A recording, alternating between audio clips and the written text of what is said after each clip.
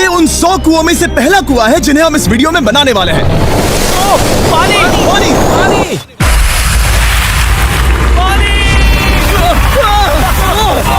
आपने अभी अभी केन्या के एक छोटे से गांव को पीने के पानी का अनलिमिटेड सप्लाई मिलते हुए देखा, वो भी सिर्फ 1 सेकंड में। अभी एक कुआं बना है और 99 बाकी है। आपको ये वीडियो बहुत पसंद आएगा। इन 100 कुओं को मिलाकर 5 लाख से ज्यादा लोगों को पीने का ताज़ा पानी मिलने वाला है। केन्या की इस साइट पर कुछ कुएं बनाने के बाद हम नाइरीरी स्कूल सिस्टम के साउथ में गए और कह सकते हैं कि उन्हें हमसे मिलकर बहुत खुशी हुई। क्या हाल है? मैंने ऐसा नहीं सोचा था। स्वागत के लिए शुक्रिया। समझ नहीं आता कैसे रिएक्ट करूं। बहुत बहुत शुक्रिया दोस्तों। हमारे आने पर इस गांव ने हमारा जोरों से स्वागत किया और नोलन इसमें थोड़ा खो गया। नोलन जैसा अजीब इंसान मैंने कभी नहीं देखा और ये मेरी गलती नहीं है। और फिर वहाँ का स्कूल देखने के बाद ये रहे हमारे मेहमान। क्या हाल है? दिन अच्छा बीत रहा है ना? सबसे मिलकर अच्छा लगा। सबको गुड डे। एक टीचर ने मुझे दिखाया कि स्टूडेंट्स कहाँ से पानी पीते हैं, जो कि एक बहुत ही अनसेफ नदी से आ रहा था।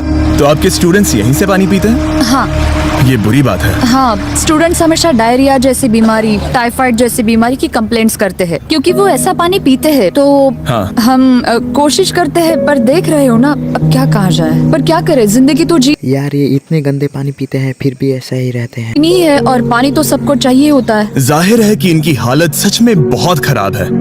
असुरक्षित पानी पीने से इन बच्चों की जिंदगी बहुत कम होती जा रही है, पर कम से कम इस गांव की मदद करने की हम पूरी कोशिश करने वाले हैं। क्या पता ये मुझे फिट आएगा या नहीं। मेरा सिर बड़ा है। देखते हैं पानी मिलता है या नहीं।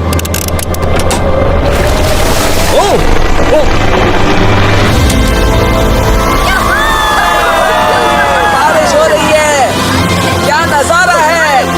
पानी जमीन से बाहर आने के बाद उसे ऐसे बैरल्स में इकट्ठा किया गया और बैरल्स को वाटर टावर्स पर लगाने के बाद आसपास के गांव के लोगों के पास सिर्फ पीने के लिए साफ पानी ही नहीं था, पर एक प्रेशराइज्ड वाटर सोर्स भी था, जिसका मतलब है कि लॉन्ड्री के लिए सुरक्षित पानी भी मिलेगा।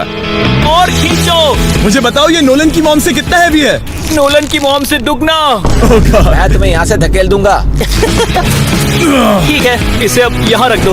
हमने केन्या में और 20 कुएं बनाए और उसके बाद इसके जूते में भी कुआं डोंट है। वरी, मेरे दूसरे जूते में भी पानी है। मैं बताता हूँ कि हमने ये 29 कुएं कैसे बनाए। इस विशाल सी ड्रिल से जमीन में सैकड़ों फीट गहरा गड्ढा किया, वो भी पॉल्यूटेड सोर्सेज से होकर सीधे विशाल से पीने लायक पानी तक। उसके बाद हमने पाइप्स इंस्टॉल किए ताकि लोग पूरे अफ्रीका में इन हैंड पंप से पानी ले सके और नाइरीरी में भी। इसे टेस्ट करके देखते हैं।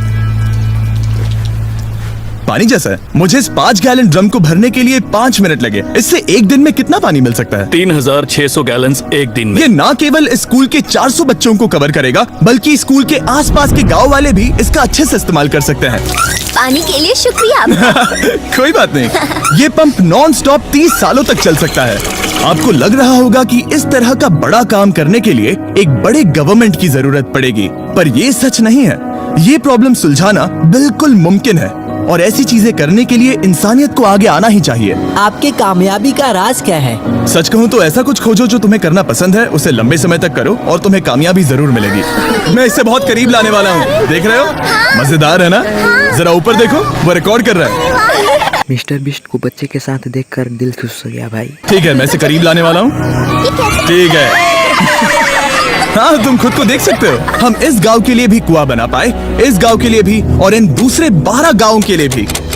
और जब हम ये पंप्स लगा रहे थे तब हमने यहाँ के एक स्कूल को नए कंप्यूटर से अपग्रेड भी कर दिया। बच्चों को ये कैसा लगा? शुक्रिया, सच उन्हें में ये बहुत पसंद आया। खुशी है कि सब ठीक से हो गया। हमने क्लासरूम्स में नया फर्नीचर भी लगाया, उसके साथ कुछ शेल्व्स नई बुक्स के साथ, और सभी स्टूडेंट्स को एक फुटबॉल भी दिया। Thank you mister beast. ऐसे ही मिस्टर बीस्ट का नाम मिस्टर बीस्ट थोड़ी है। यहाँ तक कि सभी क्लासरूम्स में नए व्हाइट बोर्ड्स और प्रोजेक्टर्स भी लगाए। आप सबको ये प्रोजेक्टर पसंद आया?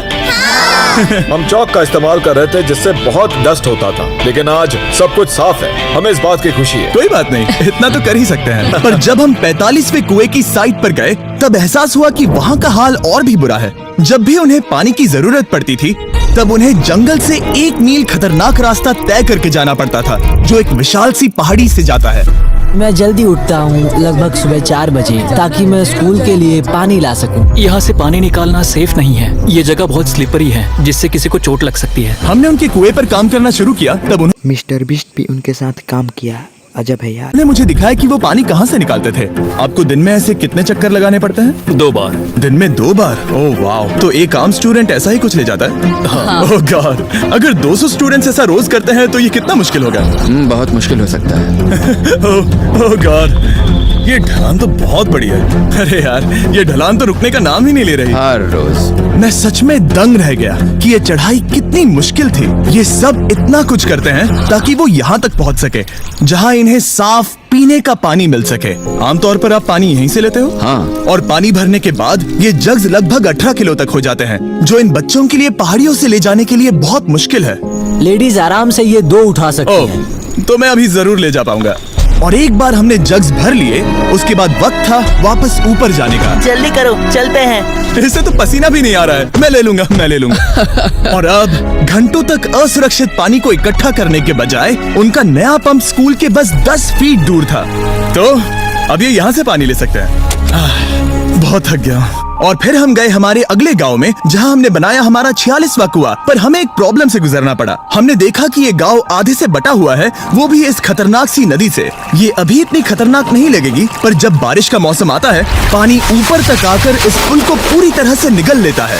और ये पुल इसलिए इतना जरूरी है क्योंकि वहाँ जो गाँव है वहीं पर सभी हॉस्पिटल्स और स्कूल्स हैं, इसलिए यहाँ से रोज गुजरना पड़ता है। ये खतरनाक है, लेकिन इस पुल के अलावा इनके पास और कोई ऑप्शन नहीं है। जब ये नदी उफान पर होती है तो ये किसी को भी बहा ले जाती है, लोग, स्टूडेंट्स, यहाँ तक कि जानवर भी। हाल ही में इस नदी को क्रॉस करने की कोशिश में हमने 3 लोगों को खो दिया। इस तरह किसी की जान जाना पागलपन है और हम इसे स्वीकार नहीं कर सकते। और जिस पल हमने इस बारे में सुना, तब हमें मदद करनी ही पड़ी। तो पंप तक जाने वाले पुल को जब हमने ठीक करना शुरू किया, तब हमने केन्या से 2000 मील दूर जिम्बाब्वे देश का भी सफर तय किया। अफ्रीका में आए 1 हफ्ते से ज्यादा हो गया है और अब भी कई पंप्स लगाने बाकी है। तुम में से बदबू आ रही पर है। मैंने सुबह ही शावर लिया था। बात होते ही मैं हाथ नीचे ले लूंगा। इस काम के लिए मैं तुम दोनों पर भरोसा कर सकता हूँ? हाँ। हमें सबसे पहले एक लोकल हॉस्पिटल की जांच करनी थी, जहाँ साफ पानी की सख्त जरूरत थी। अंदर जाने पर हमें पता चला कि इस क्लिनिक की इस गांव को कितनी जरूरत थी। एक साल में यहाँ पर कितने बच्चे जन्म लेते हैं? 1 महीने में करीब 50। इसका मतलब 1 साल में पूरे 600। वाह!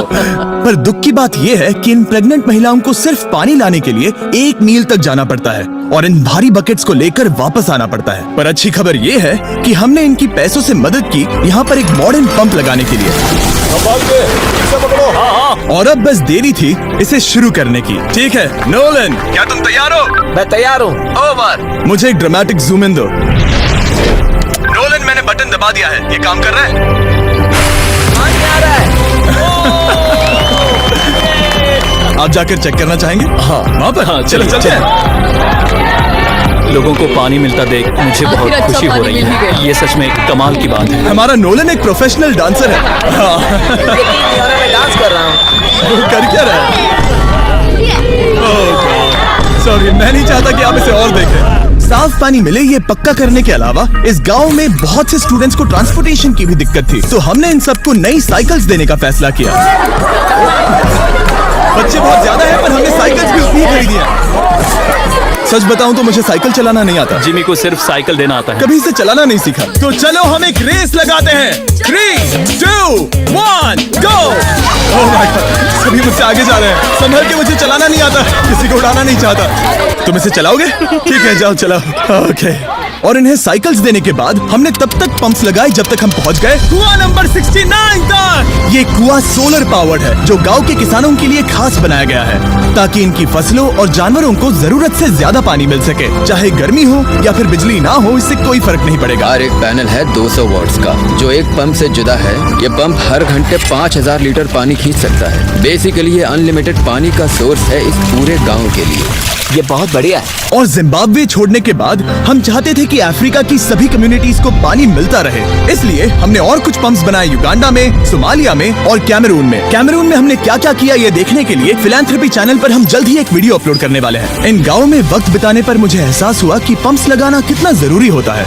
कैसे ये खेती को पानी देते हैं, भूखे का पेट भरते हैं, कैसे ये हॉस्पिटल्स को साफ सुथरा रखते हैं, और सबसे जरूरी कैसे ये आने वाले पीढ़ी के बच्चों के लिए लंबी और हेल्दी जिंदगी जीने में मदद करते हैं। और इससे कम्युनिटीज का भविष्य भी सेफ हम होता है। बहुत समय से इंतजार कर रहे हैं साफ पानी के लिए। Water is life. और कुछ लोकल लोगों की मदद से हमने आखिरकार ये पुल पूरा कर ही लिया, जिसे ये कम्युनिटी अगले 100 सालों तक इस्तेमाल कर सकती है। कई जिंदगियां बचेगी, परिवार एक साथ आएंगे, परेशानियां चली जाएंगी। इस वीडियो में हमने जो 100 पंप्स लगाए हैं वो कई जिंदगियां बदल देंगी, पर ये काफी नहीं है। इसीलिए मैं चाहता हूं कि आप जाने से पहले beachphilanthropy.org/wells पर जाएं और मुमकिन हो तो पैसे डोनेट करें। मैं सच कह रहा हूं, हमें इस वीडियो से एक पैसे का भी फायदा नहीं हो रहा है। इस वीडियो से जितने भी पैसे आएंगे वो 100% इन पंप्स को बनाने में खर्च होंगे, वो भी पूरी दुनिया में। पता है ये अजीब है कि एक यूट्यूबर को ये सब करना पड़ रहा है, पर किसी को तो करना ही होगा। अगर कोई नहीं करेगा तो हम ये करेंगे ही। आप देख सकते हैं इस काम से कई कम्युनिटीज की जिंदगियां बदल रही हैं। और फाइनली 100वां पंप। ओह माय गॉड, मुझे माफ करना।